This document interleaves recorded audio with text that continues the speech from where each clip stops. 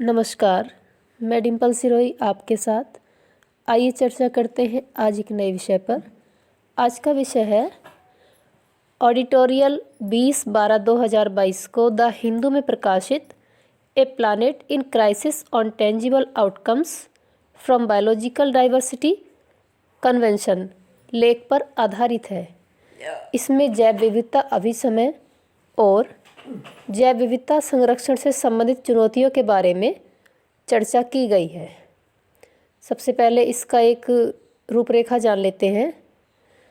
भारत एक विशाल विविधता वाला देश है और विश्व की लगभग 10% प्रजातियों का घर है। इसके पास हजारों वर्षों में प्रवाहमान एक समृद्ध सांस्कृतिक विरासत भी है। अधिकांश भारतीय जैव विविधता इस भूमि की सामाजिक सांस्कृतिक प्रथाओं से जटिल रूप से संबद्ध है। दुर्भाग्य से जनसंख्या विस्फोट, जलवायु परिवर्तन और पर्यावरण नीतियों के ढुलमुल कार्यान्वयन के कारण कई प्रजातियां विलुप्त होने के खतरे का सामना कर रही हैं। International union for conservation of nature की पादप एवं जंतु प्रजातियों की लाल सूची के अनुसार भारत में कम से कम 97 स्तनधारी और 94 पक्षी और 482 पादप प्रजातियों पर विलुप्त होने का खतरा मंडरा रहा है। इस तेजी से बढ़ते जैव विविधता क्षरण ने दुनिया के देशों के बीच जैव विविधता अभिसमय जैसे कई तरह की समझौता वार्ताओं एवं संधियों का मार्ग प्रशस्त किया है, लेकिन प्रजाति विलुप्ति की वर्तमान दर और पैमाना अभूतपूर्व है। इस परिदृश्य में भारत को जैव विविधता संरक्षण की दिशा में गंभीर कदम उठाने चाहिए। सबसे पहले जानेंगे जैव विविधता अभिसमय क्या है। जैव विविधता अभिसमय जैव विविधता के संरक्षण के लिए एक कानूनी रूप से बाध्यकारी संधि है जो वर्ष 1993 से परिवर्तित है। इसके 3 मुख्य उद्देश्य हैं: जैव विविधता का संरक्षण, जैव विविधता के घटकों का सतत उपयोग, आनुवंशिक संसाधनों के उपयोग से होने वाले लाभों का उचित एवं न्याय संगत बंटवारा। 196 देशों द्वारा इस अभिसमय की पुष्टि की गई है। भारत ने CBD के प्रावधानों को प्रभावी करने के लिए वर्ष 2002 में जैव विविधता अधिनियम लागू किया। अब जान लेते हैं जैव विविधता का महत्व क्या है। उत्तरजीविता की आवश्यकताओं की पूर्ति। संभवतः जैव विविधता का सबसे महत्वपूर्ण मूल्य विशेष रूप से भारत में यह है कि यह बड़ी संख्या में लोगों के मूलभूत अस्तित्व की आवश्यकताओं की पूर्ति करता है। जिन ग्रह पर सभी जैविक प्रक्रियाओं को नियंत्रित करते हैं और पर्यावरणीय तनावों से निपटने के लिए जीवों की क्षमता में वृद्धि करते हैं। आज भी ऐसे कई पारंपरिक समुदाय मौजूद हैं जो भोजन, आश्रय और वस्त्र की दैनिक आवश्यकताओं के लिए आसपास के प्राकृतिक संसाधनों पर पूर्ण या आंशिक रूप से निर्भर हैं। औषध संबंधी महत्व। जैव विविधता ने आधुनिक चिकित्सा और मानव स्वास्थ्य अनुसंधान एवं उपचार की प्रगति में वृहत योगदान किया है। नैतिक महत्व। प्रत्येक प्रजाति अद्वितीय है और अपने अस्तित्व का अधिकार रखती है।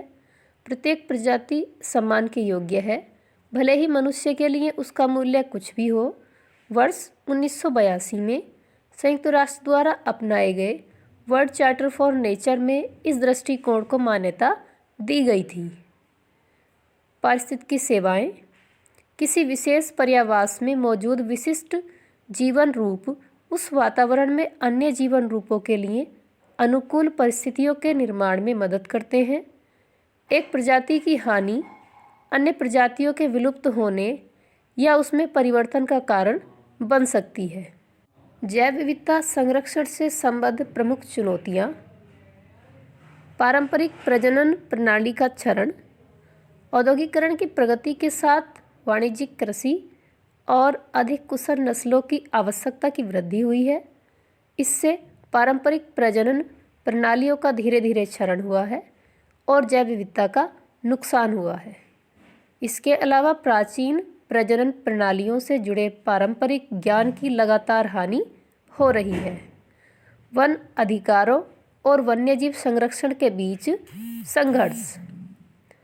भारत के सर्वोच्च न्यायालय ने इस मुद्दे की पहचान की है कि देश के अधिकांश संरक्षित क्षेत्रों को जनजातीय आदिवासी समुदायों के बसावट अधिकारों को मान्यता दिए बिना अधिसूचित किया गया है।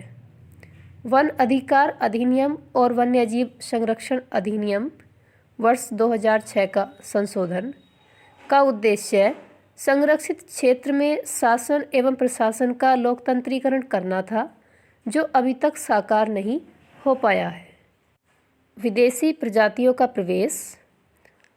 आक्रामक विदेशी प्रजातियां, जो एक पारिस्थितिकी तंत्र के लिए गैर मूल निवासी होती हैं, पर्यावरणीय क्षरण का कारण बनती हैं या पारिस्थितिकी संतुलन पर प्रतिकूल प्रभाव डालती हैं।